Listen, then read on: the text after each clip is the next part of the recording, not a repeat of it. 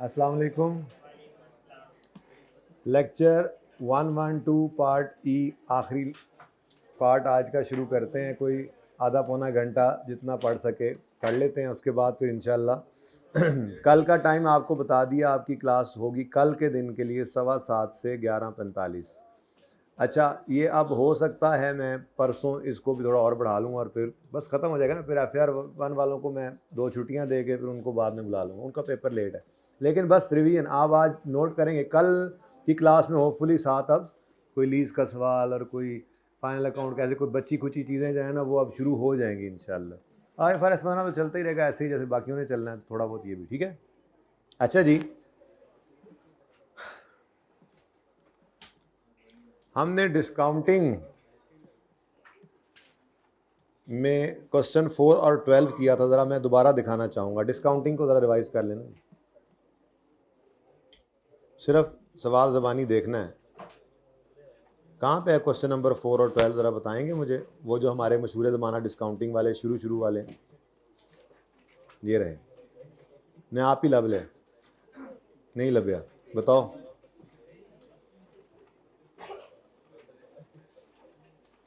इतना पढ़ लें, पता ही नहीं लग रहा आज की केड़ी चीज़ किधर गई।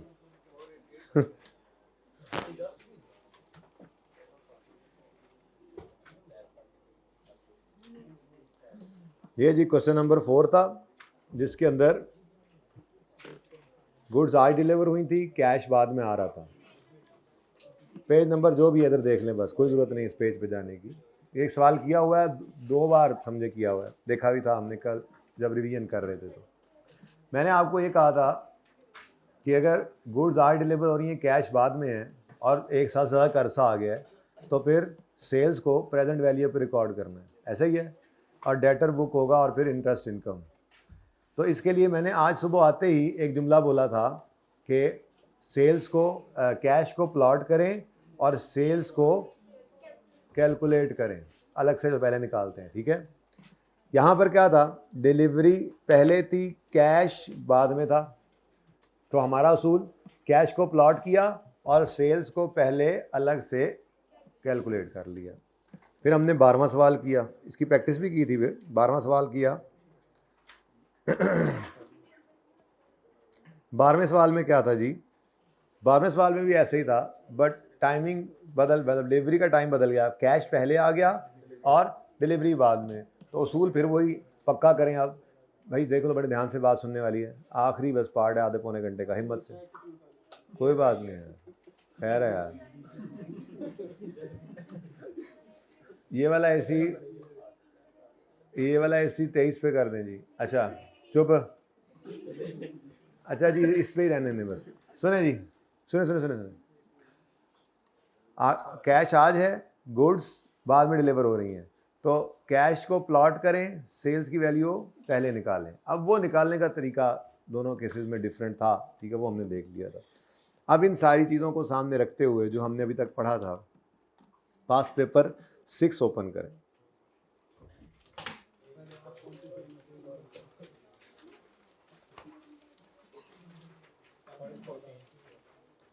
पाँच 514 नंबर सफ़े पे सवाल नंबर 6 है। देखें अब 4 नंबर की थ्योरी का सवाल, list the criteria that must be met to account for contract. तो क्राइटेरिया क्या है कॉन्ट्रैक्ट का, तो वो 5 चीज़ें लिखनी थी इसमें। खैर चलें छोड़ें, मैं पार्ट बी करवा रहा हूँ इस वक्त। Guitar world normally sells machine A13 for 1.7 million. इसको क्या कहते हैं जी, कैश सेल्स प्राइस, ऐसे ही है ना। कैश सेल प्राइस नॉर्मली इतने का बेचते हैं, कैश सेल प्राइस इसको कहते हैं। स्टैंड अलोन प्राइस कह लें, कैश सेल्स प्राइस कह लें, नॉर्मली इतने का बेचते हैं, ठीक है। अच्छा, स्टैंड अलोन प्राइस भी इसको कह सकते हैं। Maintenance service of such type of machines are provided separately at 25,000 per month. और ये अलग से सेपरेटली मेंटेनेंस सर्विसेज भी देते हैं। Detail of 2 contracts for sale of machine A13 are as follows. ये आपका होमवर्क है, पढ़ा देता हूँ मैं। ऑन यकम जुलाई 18 GL signed a contract with energetic to sell machine with 1 year free maintenance service at a lump sum payment of 1.8. The amount was received upon delivery. तो ये वो सिंपल केस है जिसको आपने सबसे पहली क्लास में शायद कर लिया था, इसलिए ये होमवर्क में कर लेंगे, ठीक है ना। 2 ऑब्लिगेशंस हैं, ट्रांजेक्शन प्राइस 1.8 है, स्टैंड अलोन प्राइस 1.7 और 25,000 का 12 करके आप कर लेंगे, ठीक है जी। एक्सप्लेन भी कर ही लेंगे आप इंशाल्लाह, ठीक है। अच्छा, मैं इस पार्ट की तरफ पार्ट 2 करते हैं जी। उन्होंने कहा है एक्सप्लेन, करते हैं जी एक्सप्लेन।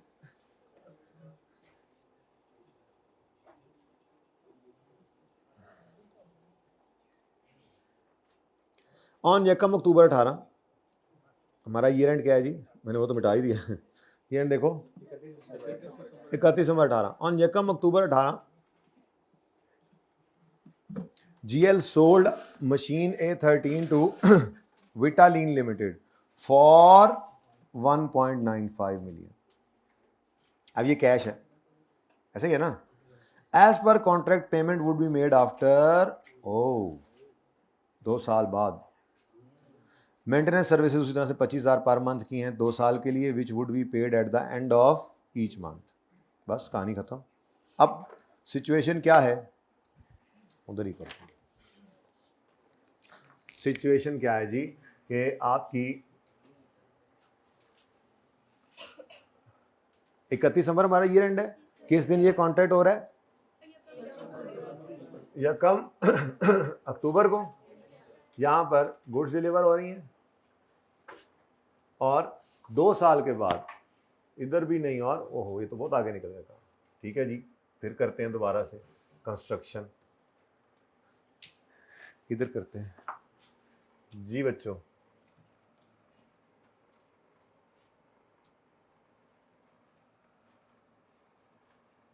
हमारा साल है और यहाँ पर गुड्स डिलीवर हो रही हैं और यहाँ कहीं जाकर जो है वो कैश पड़ा है। तो अगेन मसला आ गया जी हमारा साल ये कौन सा साल है वैसे? तो 2018 31 दिसंबर 18। अब क्या समझाया आपको और कई दिन से समझा रहा हूँ, सिग्निफिकेंट फाइनेंसिंग कंपोनेंट आ गया है तो क्या करो, कैश को प्लॉट करो, सेल्स को कैलकुलेट करो। अब कैश कितना है जी? 1.95 और गुड्स आज सेल हो रही हैं तो डिलीवरी के वक्त प्रेजेंट वैल्यू होनी चाहिए, यानी कैश सेल प्राइस होनी चाहिए। अब उसके लिए तरीका क्या है तो बहुत सिंपल, हम इसको प्रेजेंट वैल्यू पर रिकॉर्ड करते थे, ऐसे ही है। लेकिन प्रेजेंट वैल्यू पर रिकॉर्ड करने के लिए डिस्काउंट रेट होना ज़रूरी है, तो सवाल में डिस्काउंट रेट मिसिंग है। अब देखो 2 चीज़ें मिसिंग, ठीक है आप इस 1.95 को अगर वापस लेकर आए, आपको प्रेजेंट वैल्यू अगर चाहिए हो तो आप 1.95 को वापस लेकर आएंगे 1 प्लस नहीं पता रेट का, ठीक है, 1 प्लस नहीं पता रेट का रेज टू पावर -2। तो अब मुझे बताएं 2 चीज़ें मिसिंग हैं, क्या ये सवाल सॉल्व हो सकता है? तो ऐसा सवाल जब भी आएगा तो सवाल के लिए मजबूरी है कि वो कैश सेल्स की फिगर देगा, और सवाल में आपको कैश सेल्स की फिगर गिवन भी थी, ठीक है। तो बल्कि यूँ लिखें, पीवी की बजाय हमने इसको यूँ बोला था कि आप सेल को रिकॉर्ड करें, ऐसा ही है 1 plus i raise to power -2 cell.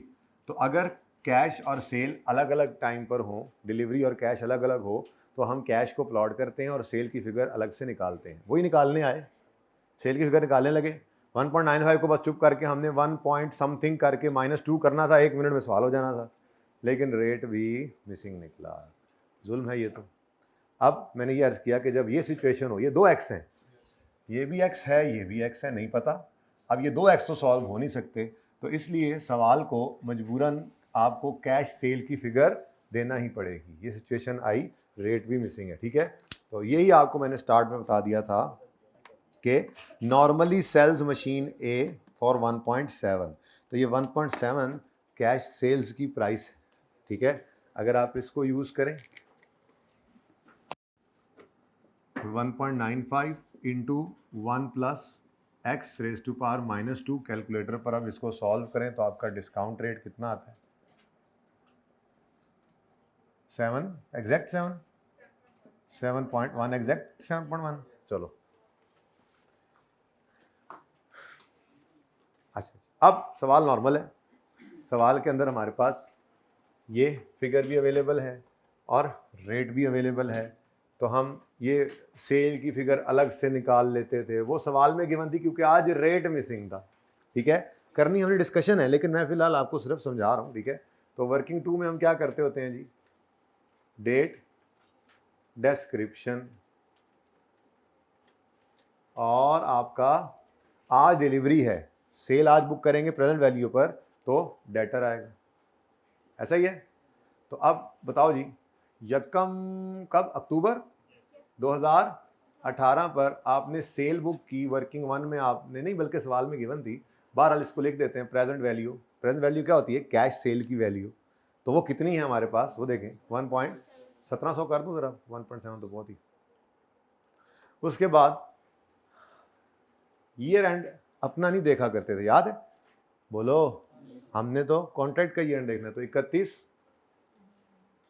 क्या होगा, 31 नहीं 30 नवंबर जी, 30 सितंबर 2019 पर इंटरेस्ट बुक करें। अब 1700 का 7.1% जी 121 कर लें, कोई बात नहीं। अब जी 1821 कैरिंग अमाउंट आ गई, डिलीवरी तो एक ही बार होनी है। ठीक है, और मेरे ख्याल में इससे आगे जाएं हम, हमारा साल तो एंड नहीं हो गया, अगर ज़रूरत पड़ी तो इससे आगे चले जाएंगे, हमारा साल तो एंड हो गया। क्या ख्याल है, हमने यहाँ पर सेल बुक करनी है, ईयर एंड क्या डिस्कशन मांगी है उसने, 31/18 पे डिस्कशन मांगी है ना, तो पूरा करने की ज़रूरत है कोई, और बोलो। मैं तो कहता हूँ ये भी मैंने गलत निकाल दिया। ये क्यों निकाली मैंने, ये लो ये लो ये लो, ताकि आपको शक ही ना रहे। भाई 31 दिसंबर रिक्वायरमेंट मैं लाता हूँ सामने, सवाल तो मैं उधर ले ही गया हूँ, बार बार मुझे ईयर एंड की टेंशन हो रही है। देखो ईयर एंड 31 दिसंबर 18 है, तो बस भाई कहानी खत्म, 31 दिसंबर 18 तक की कहानी तो खत्म हो गई। अब एंट्रीज करनी है जी हमने, इस सवाल की एंट्रीज करनी है जी हमने। तो यकम अक्टूबर 18 पर कैश आ गया, नहीं आया, तो debtor debit sales receivable calculator जी, कितने से, 1700 से। लेकिन साथ में मंथली सर्विसेज हैं, तीनों की इकट्ठी कर लें, वो कह रहा है मंथली सर्विसेज हैं, तो ये तो सिंपल, आप हर महीने सर्विस देते जाएंगे तो revenue cash revenue cash revenue cash, वो वाली एंट्रीज तो कर लें। तो 31 अक्टूबर 18 पर आपने एंट्री पास करनी है, ये कैश में होती है ना, cash debit revenue of services credit, कितने से जी, 25,000, 25 नहीं, एक महीने की, फिर 3 महीने कर सकते हैं इकट्ठी, लेकिन मैं कह रहा हूँ जरा कैश सेल्स नजर आए जी। उसके बाद जी 30 नवंबर 18 पर cash debit revenue of services credit, कितने से, 25 से। फिर जी भाई डिस्कशन है, ये कुछ भी नहीं है, तो सर आपको समझा रहा हूँ, आगे एक और सवाल है, एक छोटा सा कॉन्सेप्ट देना है जो कि आखिरी है, उसके बाद फिर बस थ्योरी आपके जिम्मे लगा के एक दो चीज़ें छोटी छोटी और पढ़ानी, ठीक है ना। बहरहाल छोटी छोटी 31 दिसंबर 18 पर ये cash debit revenue of services credit 25 से, और अब इंटरेस्ट बुक करेंगे 31 दिसंबर 18 पर इंटरेस्ट बुक करेंगे, debtor debit interest income credit, लेकिन इंटरेस्ट 121 का 3/12।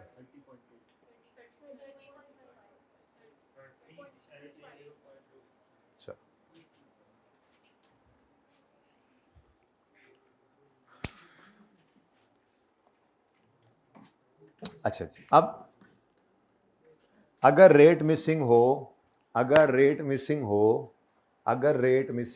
याद रखेंगे वो आपको कैश सेल की वैल्यू देगा, उसकी मजबूरी है।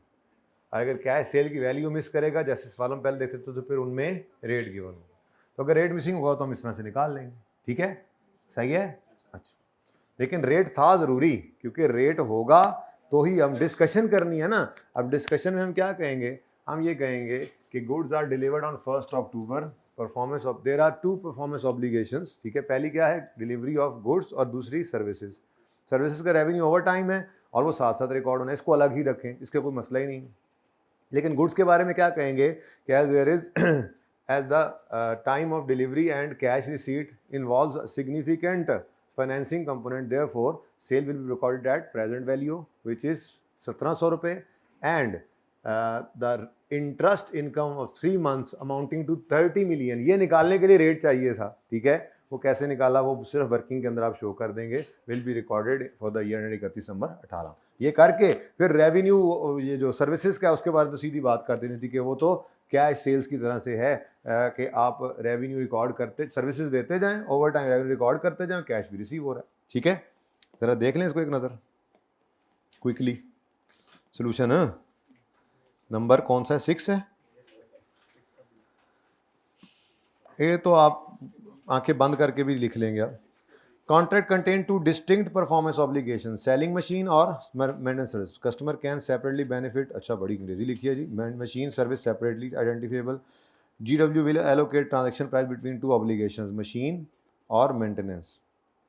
चलें ठीक है, चल तो वैसे ही रहा है। Revenue to machine would be recorded at point in time while revenue, और आगे ये क्या कर रहा है, मैं भी कहूँ अच्छा मैं परेशान हूँ जी। ये है असल सवाल जो मैंने करवाना है, वो आपने करना है इसी तरह से।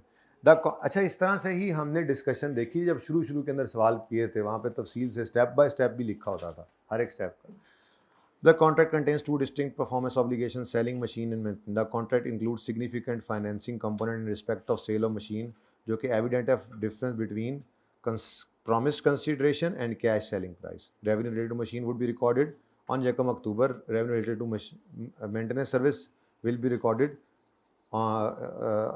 in each month. Difference between promised consideration and cash selling price would be recorded as interest over 2 years using implicit rate। छुपा हुआ रेट था, हमने निकाल लिया था, ठीक है, और उसकी बेस के ऊपर आपने रेवेन्यू रिकॉर्ड करना है। टिल 31 दिसंबर रेवेन्यू रिकग्निशन ऐसे होगी। सेल ऑफ मशीन का 1700, मेंटेनेंस सर्विस का 25 × 3, हमने वो एंट्रीज मैंने एंट्रीज कर दी इसीलिए, और इंटरेस्ट रेवेन्यू 30 समथिंग जो आपने निकाला, ठीक है, सही है।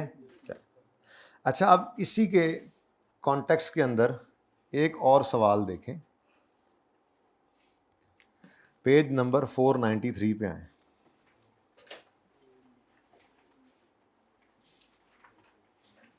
अच्छा, आप ना आए, आप पहले इधर देखें ज़रा, पहले आप वो देखें जो मैं आपको दिखाऊंगा, बस फिर आप आ गए हैं, ठीक है, उसको ना देखें ना, सवाल इधर देखें।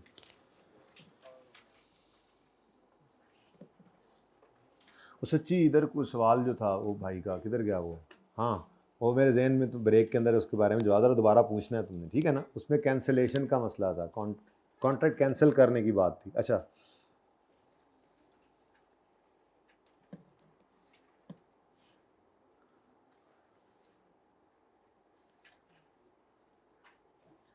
अच्छा जी, आपके सामने कुछ भी नहीं गिवन, ठीक है,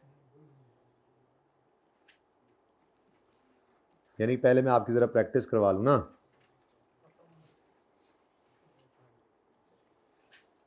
ले जी, entity enters into a contract, इसमें 2 ऑप्शंस हैं। ऑप्शन 1 को तो छोड़े ना, पता नहीं ऑप्शन 1 क्या है, बता दूंगा ऑप्शन 1 आपको अभी थोड़ी देर में, ठीक है। हम ऑप्शन 2 की बात इस वक्त कर रहे हैं, okay.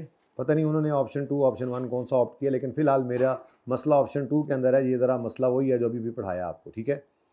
Entity enters into a contract with a customer to sell an asset, control of asset will transfer to customer in 2 years। अच्छा, गुड्स की डिलीवरी बाद में हो गई, ओहो, तो डिलीवर हो रही हैं गुड्स, और डिलीवर हो रही हैं गुड्स 2 साल के बाद, यार सही है। आगे वो कहता है ये नहीं, परफॉर्मेंस ऑब्लिगेशन जो है वो at a point in time satisfy होगी। पेमेंट करो, ऑप्शन ये वाला हम मैं पढ़ा रहा हूँ आपको कि customer the contract includes 2 alternative payment option, जिसमें से मैंने आपके सामने सिर्फ एक रखा हुआ है, क्या, payment of 4000 when contract is signed, cash और डिलीवरी अलग अलग हो गए। क्या बताया असूल, क्या तरतीब, कैश प्लॉट करो, सेल रिकॉर्ड करो। ये यूं याद रखो ना, फिर प्रेजेंट वैल्यू या फ्यूचर वैल्यू तो दोनों हो सकती हैं, ठीक है। तो कैश प्लॉट करो 4000, अब सेल रिकॉर्ड करनी है, ठीक है। तो अब ये कैश सेल की वैल्यू आ गई आपके पास, ठीक है। लेकिन आप फ्यूचर वैल्यू पर सेल बुक करना चाहते हो, फ्यूचर वैल्यू पर ले जाने के लिए आपके पास इंटरेस्ट रेट का होना जरूरी है, जो कि सवाल में मिसिंग है। नजर आ रहा है कहीं? नजर आ रहा है कि सवाल तो खत्म हो गए, ठीक है? तो मिसिंग है, और नहीं देखो ना यार, मिसिंग है अभी फिलहाल, फिर है मुझे पता है, लेकिन जरा प्रैक्टिस तो कर लो। अब सेल फॉर्मूला क्या है जी? सेल, और आगे क्या करोगे जी? 4000, यही है ना प्रेजेंट वैल्यू, इसको फ्यूचर वैल्यू पे लेके जाना है, तो 1 plus X raise to power minus नहीं +2, ठीक है जी, +2। अब आपको क्या चीज रह गई है मिसिंग? ये सेल की वैल्यू गिवन है या नहीं गिवन है? ये गिवन है या नहीं गिवन है? ये भी मिसिंग, ये भी मिसिंग। अब क्या करें? अब एक लाइन हटा के मैं देखता हूँ। कस्टमर इलेक्ट्स टू पे, the entity conclude that contract contains, नहीं यार कहीं तो गिवन होगी, ये payment of 5000 in 2 year time and customer obtain control, ठीक है? तो ये आपकी फ्यूचर वैल्यू है बेसिकली, ठीक है? बहरहाल सेल की फ्यूचर वैल्यू 5000 है। अगर सवाल में रेट मिसिंग, एक चीज मिसिंग करता है ना, तो अगर सवाल में रेट मिसिंग कर देता, जो कि वो भी नहीं मिसिंग, इस सवाल में वो भी नहीं मिसिंग वैसे, बाय द वे मैं सिर्फ प्रैक्टिस करा रहा हूँ, बस ये फर्क तो ये था कि हमारे पास पेपर वाले सवाल के अंदर पहले डिलीवरी है और बाद में कैश है, तो वहां से रेट कैसे निकाला, तो दूसरी तरह भी हो सकता है, तो मैं वो जरा प्रैक्टिस कराता, ठीक है ना? एक चीज मिसिंग कर सकता है, रेट देगा तो फिर आपकी फ्यूचर या प्रेजेंट वैल्यू मिस करेगा, और अगर रेट मिस करेगा तो फिर ये दोनों वैल्यूज उसको देनी पड़ेगी, फ्यूचर की भी और प्रेजेंट की भी, तो वो सवाल में गिवन है। वैसे तो रेट भी नहीं मिसिंग, लेकिन मैं अभी बाद में ऊपर लिखवा दूंगा, अगर रेट मिसिंग होता तो ऐसे निकालते, लेकिन मिसिंग नहीं है, ओके? लेकिन बात उससे भी अगली पढ़ानी है, इस सवाल में है तो छोटी सी सवाल ही, लेकिन एक पॉइंट के लिए मैं दे रहा हूं। खैर छोड़ें, तो 5000 into 4000 into 1 plus X raise to power minus +2, answer बताओ जी। तो x इज इक्वल टू 11.8%, ठीक है जी। अच्छा जी, अब देखते हैं। The interest rate implicit in the transaction is 11.8, ये तो गिवन था, लेकिन अगर मिसिंग होता तो ऐसे निकालते, तो थोड़ी सी प्रैक्टिस करवाई, ठीक है? तो यहाँ पे हेडिंग बनाओ, अगर इंटरेस्ट रेट इम्प्लिसिट जो होता है छुपा हुआ, अगर इंटरेस्ट रेट मिसिंग होता तो इस तरह निकालते। अभी असल मतलब की बात पे अब पहुंच रहा हूं। अगर इंटरेस्ट रेट मिसिंग होता तो ऐसे निकालते, लेकिन इंटरेस्ट रेट तो मिसिंग नहीं था, वो तो गिवन था। चलो अच्छी बात है, ये तो बहुत ही अच्छी बात है। अच्छा, अब ये रेट कौन सा है वैसे? इसको इम्प्लिसिट रेट कहते हैं। ये क्या है? ये इम्प्लिसिट रेट है, छुपा हुआ रेट। तभी तो हमने छुपा हुआ भी था तो निकाल लिया था, पिछले सवाल की तरह से 7.1 जो हमारा निकला था, ठीक है? अब आता है जनाब आपका नया कॉन्सेप्ट जो अभी तक छुपा रखा था आपसे, वो क्या है? However entity determines that, seller determine कर रहा है that the rate that should be used in adjusting the promise consideration is 6%। क्यों? क्योंकि ये एंटिटीज इंक्रीमेंटल बोरिंग रेट है। ल हुन कर लो कमाई। अब 2 रेट्स आ गए। अब एंटिटी कह रही है कि ये बेहतर है। भाई हमने एंटिटी की बात तो नहीं मानी, हमने स्टैंडर्ड की बात माननी है। अब स्टैंडर्ड क्या कहता है? सेलर कह रहा है कि 6% बेहतर है इंक्रीमेंटल, यानी कि उनको नेक्स्ट इंटरेस्ट रेट इसी मिलना होगा ना, लाइक लेसी के अंदर होता था वो इंक्रीमेंटल बोरिंग रेट, उसी तरह से। अब 2 रेट आ गए, अब कौन सा यूज करें? ये इम्प्लिसिट रेट है। स्टैंडर्ड कहता है, क्या कहता होगा स्टैंडर्ड कहता है, क्योंकि वो पता मैंने नहीं सोचो नहीं, यहाँ पे स्टैंडर्ड ने बताया, और वो बात मैंने छिपाई हुई। एक डिब्बा है छोटा सा, जो वो सिग्निफिकेंट अकाउंटिंग फाइनेंसिंग कंपोनेंट वाले एरिया में था, वो पढ़ाया नहीं था, वो छुपाया हुआ था आपसे, ठीक है? स्टैंडर्ड क्या आपके ख्याल में क्या कहता होगा? स्टैंडर्ड कहता है इंक्रीमेंटल बोरोइंग रेट यूज करो। स्टैंडर्ड कहता है दोनों गिवन हो तो, अगर एक गिवन हो तो एक ही यूज करेंगे ना, लेकिन अगर 2 हो तो इंक्रीमेंटल बोरोइंग रेट यूज करें, ठीक है जी। अब ये स्टैंडर्ड का रूल है। अगर आपको खुदा ना खास्ता कोई पर्चे के अंदर ये दोनों रेट इस तरह से जैसे सवाल में गिवन थे मिल जाएं, तो फिर भाई आप कौन सा रेट यूज करेंगे? यानी अब आपका सवाल कैसे सॉल्व होगा, छोड़ो सोल्यूशन को तो उधर नहीं देखना ना आपने, ठीक है, सवाल कैसे सॉल्व होगा आपका।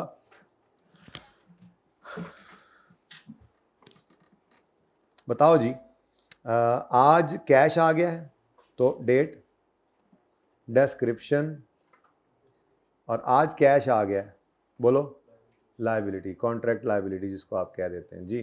तो किस दिन जी, यकम, बोलो यकम जनवरी x8, तो कैश आज आया है कितना, 4000। उसके बाद 31 दिसंबर x8 पर आपने इंटरेस्ट बुक करना है। इंटरेस्ट बुक करना है तो वो 4000 पर 6% लगा कर करना है। क्या कर सकते हैं जी, 240, ठीक है जी। तो अब एंट्रीज किस साल की, दोनों साल की मांगी हुई हैं, सारी जिंदगी की, अबव कॉन्ट्रैक्ट की, माशाअल्लाह। उसके बाद फिर कैरिंग अमाउंट आ जाएगी, बताओ जी, 42 माइनस कर रहा है भाई, होश में नहीं है, 31 लेट आया ना, अभी तक नींद से नहीं उठा, तो आप सुबह से आए, देखो आप कितने फ्रेश हैं, 426%, बस इसलिए मैं भी अब हल्की आंच पे आ गया, 250 जी,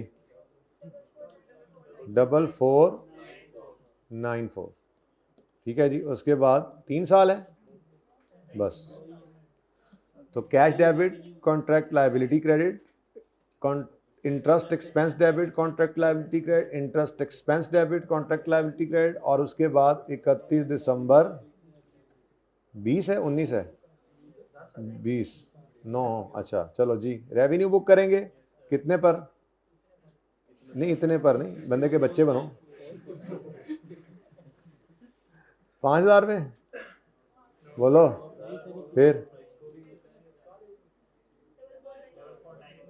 कैरिंग अमाउंट हटा देता हूँ, ये लो ये लो। अब बताओ, अब तो गड़बड़ हो गई ना, क्या करें फिर, बाकी कहाँ लेके जाएंगे, बाकी कहाँ लेके जाएंगे, बोलो बाकी किधर जाएगा, बोलो सामने आपके, रेवेन्यू तो बच गया, बाकी रिकॉर्ड तो हुआ ही नहीं। अब मामला क्या चला है हमारे साथ, हुआ क्या है हमें कुछ समझ नहीं आ रही।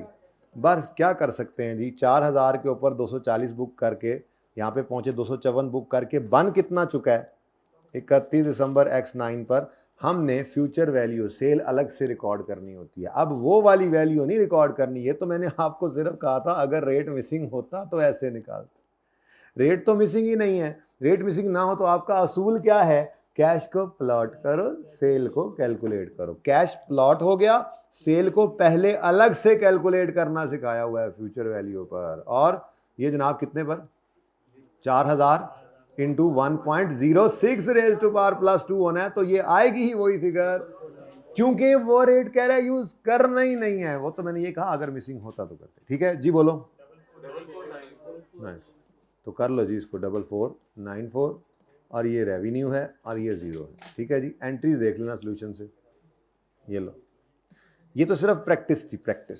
अच्छा जी, अब एक काम करना है आपने, अब जहाँ से लेकर जहाँ तक मैंने कहना है वो पढ़ के आना है, या ये कर लें या आधा घंटा पौना घंटा और बैठ जाए, मैं खुद पढ़ा लूँगा, लेकिन उसमें चलते चलते 2-3 चीज़ें मैंने आइडेंटिफाई करनी है जो मैंने पढ़ानी है, इसीलिए मैं नहीं पढ़ा रहा, मैंने 2-3 चीज़ें पढ़ानी है, तो वो क्योंकि आपका दिमाग बंद हो गया इसलिए वो मैं आइडेंटिफाई कर देता हूँ कि ये जगह ये जगह ये जगह मैंने पढ़ानी है, तो सिर्फ 10 मिनट मुझे दें, मैंने गो थ्रू करना है बस, ठीक है। नहीं नहीं पढ़ा नहीं ना रहा, गो थ्रू तो मैंने करना है, 10 मिनट पढ़ाने के लिए पौना घंटा चाहिए।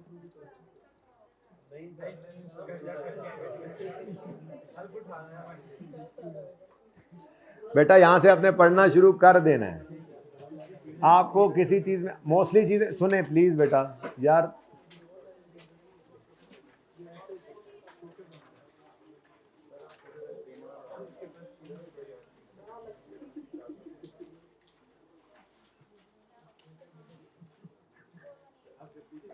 नहीं तो ही भी तुम ही कर रहे हो, जब मैंने कहा चुप कर, जो उस वक्त चुप करने वाला तो ताबेदारों में ही आ जाता है ना। अब जो उस वक्त बोल रहा है तो वो कह के मुझे ही देख रहे हैं आप, भाई बोल तो सारे बच्चे रहे होते हैं क्लास में, लेकिन जब जरूरत है चुप कराने की तो सब चुप कराया जाता है, चुप करना चाहिए। बेटा आपको इसमें से मोस्टली चीज़ें वही मिलेंगी जो हमने पढ़ी हैं, लेकिन कुछ एक चीज़ें ऐसी हैं जो मैंने पढ़ानी है, मैं नहीं पढ़ा रहा, मैं उनको सिर्फ निशान लगा रहा हूँ, पर अपनी तसल्ली के लिए एक बार आपने गो थ्रू करना है, इनमें से कोई भी चीज़ जो पॉइंट्स की फॉर्म में है उसको थोड़ा बहुत आपने मेमोराइज, अव्वल तो हैं वो चीज़ें मेमोराइज, लेकिन फिर भी थोड़ा बहुत मेमोराइज करना है। उसकी वजह ये है कि आपसे वो आप पूछ सकता है थ्योरेटिकल, क्योंकि आपको उसमें स्टैंडर्ड लेके जाने की इजाज़त नहीं दी हुई, ठीक है। अगर कहो तो चलो पहला सफ़ा भी मैं खुद पढ़ाऊँगा कल ही इंशाल्लाह, ठीक है। ये आपने मेरे लिए पेंडिंग कर दिया, मेरे लिए सिर्फ जो मैं कह रहा हूँ बस वो पेंडिंग करना है, ठीक है। उसके बाद आगे आपने ये पढ़ना है सारा, ठीक है। ये एग्जाम्पल्स के समेत एक नज़र डाल लेना, एग्जाम्पल से कोई मसला नहीं है, सारी बातें आपको पता हैं। कॉन्ट्रैक्ट रीड कर दें एक दफ़ा, कोई मसला ही नहीं है। मैं इसको क्विकली गो थ्रू करूँगा, पहले आधे घंटे में 2-3 चीज़ें बीच में जो रहती हैं वो पढ़ा भी जाऊँगा, ठीक है। जैसे यहाँ पर आना है, ये वही कम्बिनेशन आज ही पढ़ा है, मॉडिफिकेशन पढ़ चुके हैं, पता लगे ना हम के पढ़ कितना चुके हैं, लेकिन एक दफ़ा पढ़ें, ये क्वेश्चन सारे कर चुके हैं आप। तो जो किए हुए क्वेश्चन उन्हें पढ़ने की ज़रूरत नहीं है, बस जो थियोरेटिकल जगह हैं उनको थोड़ा थोड़ा देखते हैं, आइडिया हो कि हम कहाँ पे पहुँचे हुए हैं, क्या कर चुके हैं। ये क्वेश्चन 7 इंशाल्लाह मैंने करवाना है आपको, बड़ा इंपॉर्टेंट क्वेश्चन है, मैं प्रॉबेबली कल करवाऊंगा। ये छोड़ दें अभी, ये पेंडिंग क्वेश्चन जो करवाए हैं बस वही देखें, उसके अलावा कोई नहीं। छोटी एग्जांपल्स देखना चाहें तो ये पेंडिंग है, मैंने खुद कराना है।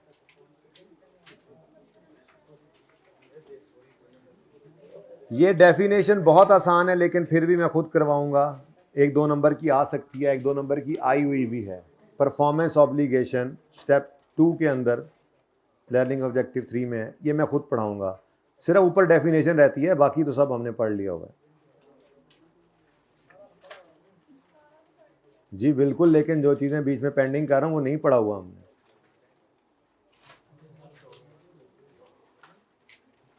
ट्रांजैक्शन प्राइस वाला तो इसमें तो कुछ भी नहीं छोड़ा हुआ। हाँ, इसमें एक चीज़ छोड़ी हुई थी, वेरिएबल कंस्ट्रेंट, वो कहाँ है? हाँ, आ रहा हूँ। नहीं, ये नहीं पढ़ाया मैंने। ये भी एक पैरा, ये जितनी ब्रैकेट मैंने क्लोज की है बस इतना ही पेंडिंग है।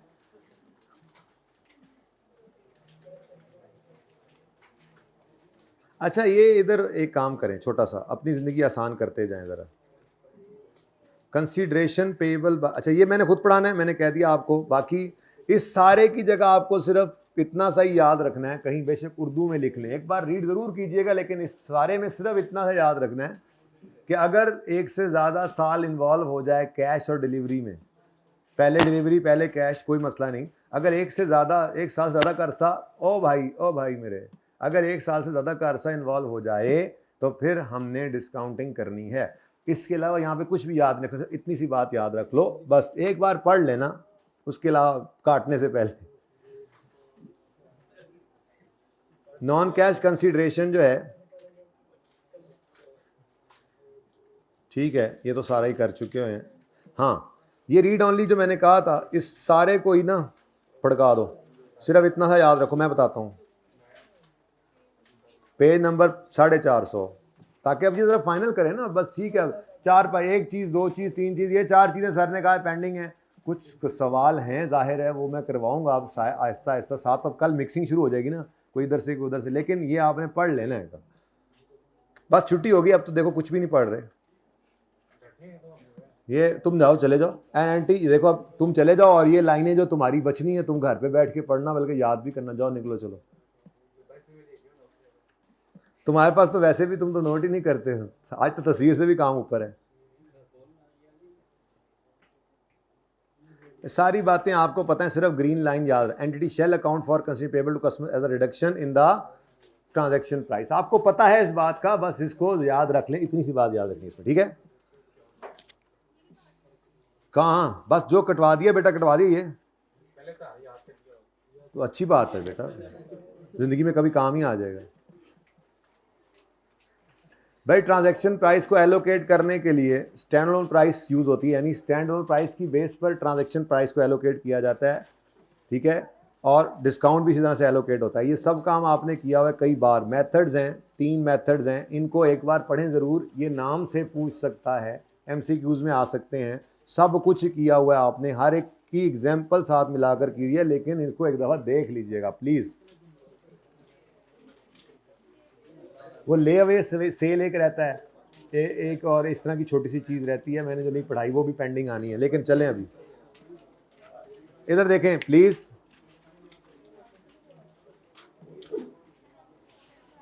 बिल एंड होल्ड पढ़ने के बाद अब ये आप इस तरह से पढ़ सकते हैं। सिर्फ बता रहा हूँ कि हमने ये आज क्या पढ़ा है कि कंट्रोल ट्रांसफ़र होने के इंडिकेटर्स क्या हैं कि सेलर के पास राइट ऑफ पेमेंट आ जाए, कस्टमर के पास लीगल टाइटल हो। इसकी एक्सेप्शन क्या है, कभी कभी कस्टमर के पास लीगल टाइटल नहीं होता फिर भी कंट्रोल ट्रांसफ़र हो जाता है in case of sale on किस्तें। उस केस में सेलर अपने नाम पर ही एसेट रख लेता है ताकि किस्तें सिक्योर कर सके। और कभी कभी फिजिकल वैसे जनरल रूल क्या है, फिजिकल पोजेशन ट्रांसफर हो तो हम कहते हैं कंट्रोल ट्रांसफर हो गया, लेकिन इसकी दो एक्सेप्शंस हैं। पहली, आपने रिटर्न की ऑप्शन के साथ सेल की है, कंसाइनमेंट सेल इसको कहते हैं, इसका नाम क्या है, इससे अगले सफ़े के ऊपर परवेज लिमिटेड का एक सवाल भी मौजूद है, ये इसके अंदर भी यही कंसाइनमेंट एग्रीमेंट क्या है, ये एक कार डीलर को, मैन्युफैक्चरर ऑफ कार है, कार डीलर को गाड़ियां देता है, वो आगे बेचता है। आपको पता ही ऐसा ही होता है कि वो कार डीलर जब गाड़ी आगे बेचता है तो होंडा की सेल तब बुक होती है। तो खैर ये जो है वो सेल ऑन रिटर्न, जब वो चीज़ नहीं बिकती चीज़ें तो इस सवाल के अंदर लिखा हुआ है कि वापस कर लेना। तो इस एग्जाम्पल को साथ पढ़ लेना एक दफ़ा परवेज लिमिटेड वाली को, मैं फिर कल इसको बता दूंगा, गो थ्रू कर लूँगा अगर कोई मसला होगा तो, ठीक है। तो यहाँ पे क्या है, फिजिकल पोजेशन ट्रांसफ़र हो तो कंट्रोल ट्रांसफ़र हो जाता है, ये जनरल रूल है। लेकिन एक्सेप्शन क्या है कि कंसाइनमेंट सेल्स में आप पोजेशन दे देते हैं लेकिन कंट्रोल ट्रांसफ़र नहीं होता। कंट्रोल ट्रांसफ़र तो सेल तब बुक करते हैं जब आगे कस्टमर को वो डीलर बेचते। और दूसरी एक्सेप्शन क्या है, कभी कभी ऐसा होता है कि फिजिकल पोजेशन आप सेलर ने अपने पास ही रखा हुआ था, दुकानदार ने घी का डब्बा रखा था, ठीक है, लेकिन कहा जाता है कंट्रोल ट्रांसफ़र हो गया, रेवेन्यू बुक कर लो। इसकी एक्सेप्शन उसका मतलब क्या था, वो कौन सा रूल है, क्या कॉन्सेप्ट है, बिल एंड होल्ड रेंज। बाकी तो अगर रिस्क एंड रिवॉर्ड ट्रांसफ़र हो गए, कस्टमर ने एक्सेप्ट कर लिया तो ये ट्रांसफ़र हो गया कंट्रोल। कंसाइनमेंट सेल ही के बारे में ये एग्जांपल थी, मैंने कहा इसको जरा एक नज़र पढ़ लेना, वेरी सिंपल। पीओ सेटिस्फाई अगर ओवर टाइम करना हो तो माशाल्लाह आपको पता ही है अब, ठीक है, कुछ नहीं छोड़ा, यहाँ से इस सवाल तक करके सारे आप हो गया। अच्छा, अब ये मेथड्स ऑफ मेजरिंग रेवेन्यू जो हैं, ये इनपुट आउटपुट पढ़ाए हैं आपको, इसको एक नज़र रीड ज़रूर करना है। आउटपुट मेथड कौन से मेथड्स हैं कि कस्टमर को क्या मिल रहा है, इतने % कंप्लीट हो गया, सर्वेयर कह रहा है इतना काम खत्म हो गया, इतनी मंजिलें बन गई, आपकी बात करें तो इतने चैप्टर्स खत्म हो गए। और इनपुट मेथड क्या है, एंटिटी का क्या लग रहा है, कितने आवर्स लग गए, कितने लगने थे, कितनी कॉस्ट इनकर होगी, कितनी कॉस्ट टोटल इनकर होनी थी, ठीक है, पढ़ाया हुआ है, अप्लाई किए हुए हैं, लेकिन एक नज़र पढ़ लेना मेहरबानी।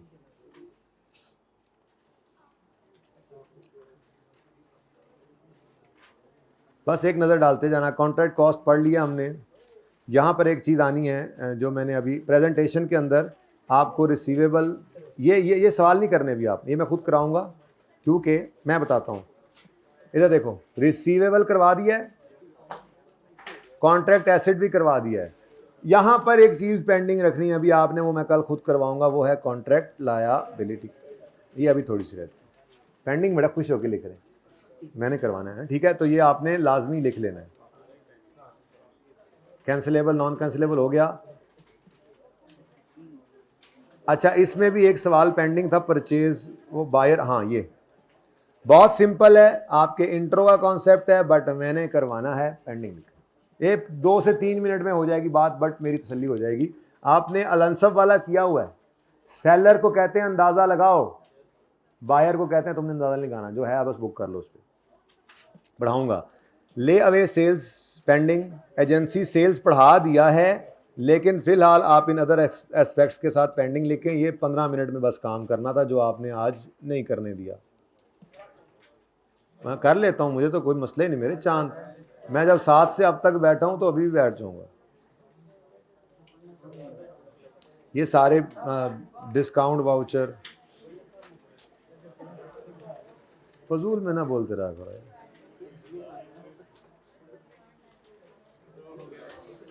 अभी नहीं, अभी कुछ चीज़ें पेंडिंग हैं। बहरहाल कल मैं जो है वो कुछ सवाल इसके करवाऊंगा, कुछ फाइनल अकाउंट्स के सवाल करवाऊंगा, ठीक है, और मे भी लीज का भी एक आधा सवाल मेरे नज़र में आ रहा है जो हमें करना चाहिए, ठीक है। तो कल से शुरू हो जाएगा काम, अगले 3 दिन की उम्मीद तो है। खामोश हों, खामोश होकर बैठें, खामोश होकर बैठ जा भाई, बैठ जा बैठ जा बैठ जा, किए ना।